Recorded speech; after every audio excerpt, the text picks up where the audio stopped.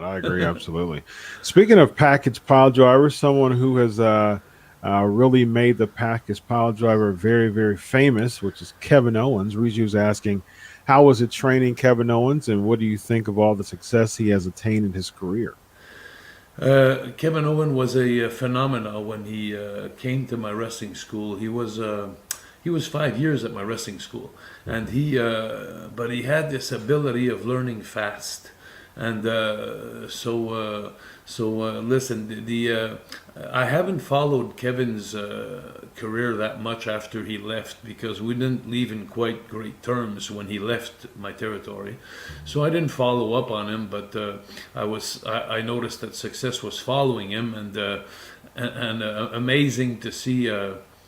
Myself in the ring at so many times because the way he kicks, the way the promos, because when I take the guys in my school, I used to teach them from scratch. Like it was not only in the ring, but it was the mic, and it was the entrance and the arenas. It was a lot, and so he was a really a great talent, a natural talent.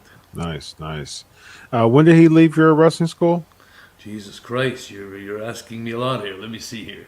That's why I get paid the big bucks, Jacques. That's why I get paid the big bucks. That's it, baby. now let me see. He must have left my school. I'm gonna guess 2012, 2011. Not quite sure. He came to see me when he was like 14 years old. Okay. And he left, he was 18, 19. So if you know his age, then you'll be able to know that he came to see me at 14 years old. So I don't know how old he is today. Owens is about 34, 35 now. So it would be 20 years ago. He's 36. He's 36. Yeah. 36? Yeah. So he came to see me at 14. That was 22 years ago? Yeah. 22 Jesus years ago. Christ. Wow. How time flies, huh? 2000 and... You said 22 years, 1998? Amazing. Wow. It can't be 98. It can't be. We're taking 10 years off there somewhere.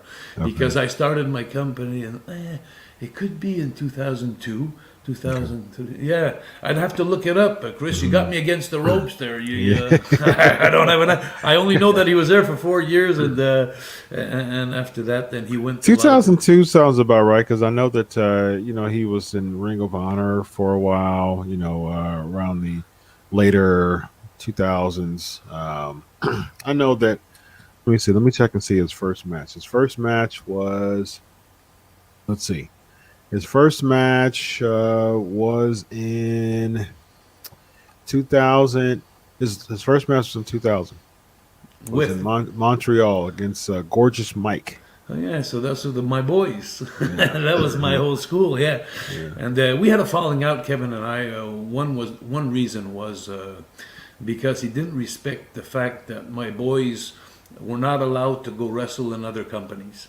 And that was a rule that was very hard for the boys to understand because everybody wanted to go and learn and get a little bit of this and a little bit of that. But the thing was, Chris, that I was doing tremendously well with my company, and I was selling out all my arenas with 4,000 people, but with no TVs. And I was just going from company to company and selling a market that was no sex, no drugs, no violence. There was no girls in my shows. It was really oriented towards kids. But the thing was with all my shows sold out, all my shows were sold out, every one after the other, not because it was easily done. I had to go work very hard.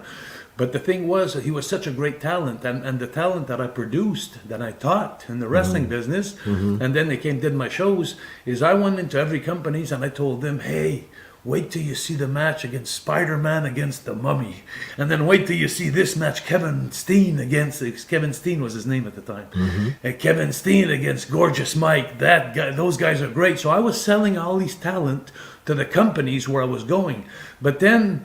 Many times at the beginning, the guys would go to a spot show on a Friday night and hurt an ankle or something, so they wouldn't be able to come to my 5,000 people show because they were in front of 25 people the night before and they hurt themselves. Gotcha. So I don't know if you understand where I was going. And I didn't have much matches in my shows. Like in my shows, I had 6 or 7 matches.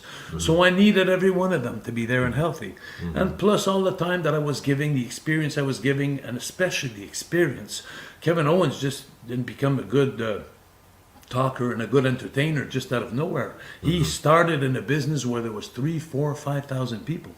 So, you know, he knew right then how to deal with it. And the first, believe me, the first night he went to the ring, I'm sure I had a lot of corrections to give to him, you know, but that's the way it was. But he was a good student. He was great. So after we had our falling out, and a couple of boys were against my policy, which I respected. I told the guys, hey, listen, you want to go wrestle to other federations, do it, but I'm not going to be using you. And that was my choice. It was my company. It was my business. And I did 20 years of great success with my business like that. But I understand the boys. I do. I understand the boys being upset that they can't go wrestle for the other federations. So it was like a knife with like we say in French, a double tranchant, which means is you could cuts both ways. Yeah, double-edged sword. Yeah. Okay, that's what I'm trying to say. Yeah.